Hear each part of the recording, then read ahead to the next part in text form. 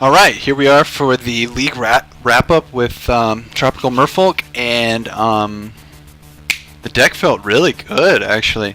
So we played in order. We played Spirits, then we played Jund, then we played Tron, and then we played Hardened Scales Affinity, and then we played Taking Turns, and like we went through a serious gauntlet, especially with those first four decks. We got a little lucky a couple of times, and a couple of times I played a little awkwardly, but yeah, we squeaked it out. We only lost to Tron in an unfortunate game 3, and I feel like Tron is not that bad of a matchup. So yeah, I was really impressed with how things went. I feel like having 4 Mutavaults is totally fine.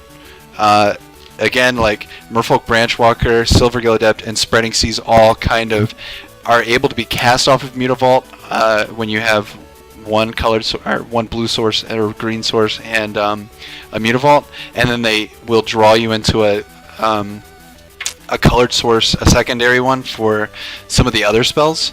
So it felt really smooth. I think having Branchwalker and Silvergill Adept like start making your hands feel a fair amount smoother. Spell Pierce was great. Spell Pierce feels, at least with what we were playing against, like Spell Pierce was doing its work. Like we got so many value counters, and I was very happy with it. Kumena Speaker is just a great, like, being able to have, so because Merfolk plays so many 2-mana 2/2s, like it's nice to have a 1-mana 2/2. Like it's just an early beater, and that kind of pressure, like, it adds up. Let's see. Echoing Truth was really nice. It saved us from dying to a worship on game 3 of Spirits, which, you know, it feels real bad losing to Spirits that way. Let's see, what else do we like? Master of Waves, when it's good, it's good.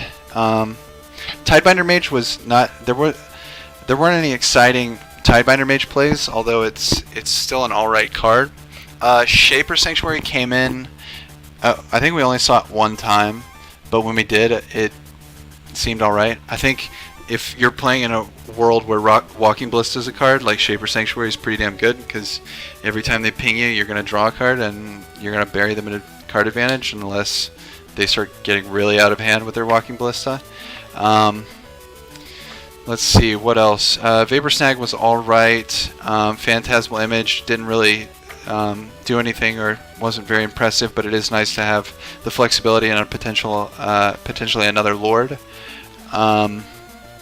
Yeah, I don't know. I feel like Gutshot was good. We kind of got rewarded in the deck. Like it felt like our hands. There were some games where hands were very bad, but there were some like games where it felt like we were just like given what we needed on a silver platter. Like I think back to that Jund game where I was like, okay, the only way that they win is if they just have 3 or 4 cards in their hand that are not removal, and then also like we top deck a Silvergill Adept, play it, and then we're able to chump with that Silvergill Adept, and that Silvergill Adept draws us a Lord, and that was like exactly what happened, and it ended up winning us the game. And somehow they didn't have anything, and we got exactly what we wanted in the correct order.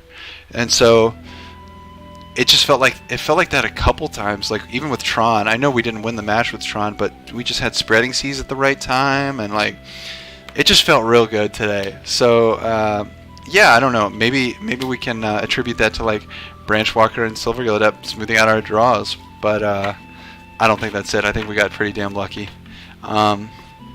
Either way, we went 4-1. I'm really actually enjoying this deck. So I've been bouncing back from Bolt Folk to Tropical Merfolk. Bolt Folk is kind of my brainchild. It's the thing that I'm trying to make happen myself. I don't think it's in a good position right now because, you know, there's a lot of graveyard decks that are hard to interact with. We're talking about Bridgevine and Dredge and like stuff like that. Like those kind of cards or those kind of decks are not going to be where you want bolts. So there are times where bolts are just absolutely great in the meta, and there are decks where they're very great. Like the first thing that comes to mind is humans and spirits. Like you definitely would love to bring bolts to those matchups, but I think right now with what the metagame is shaping out to look like, I think Merfolk is better off playing a linear, like just smash and attack game. And that's kind of what this deck does. Like Mono Blue also does it. Mono Blue's great. If you're playing 30 creatures in a Mono Blue deck, you're just fine. You don't need to splash these green cards. They're good fun, and I enjoy them. But I'm really liking the green splash, and it doesn't feel like it costs that much. You know what I mean? I think the cost is a little overstated. I think that splashing a secondary color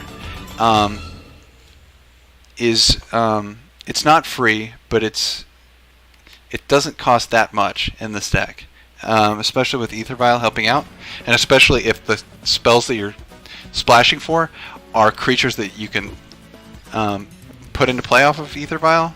Like, it's something to seriously consider, because there are, like, Kumena Speaker is a fantastic one-drop. Like, I'd much rather want that one power than any other thing that, like, Mistcaller or Curse Catcher provides. And Merfolk Branchwalker, I always have said it, if it was a blue and one, we'd be playing 4 of it too. Like, it's just so good. It's an amazing, like, card advantage card like Silvergill Adept. There's a reason that Silvergill Adept is the best card in the deck. And anything that can kind of imitate a Silvergill Adept is going to be good. So, anyway, I really like this. I keep going back and forth, like I said, between Boltfolk and this, and I'm just enjoying them both. So, I'm going to keep ping-ponging, I guess, and playing both of them.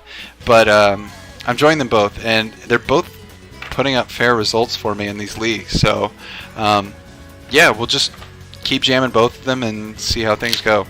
Anyway, thanks for watching, and it's been a lot of fun. See ya.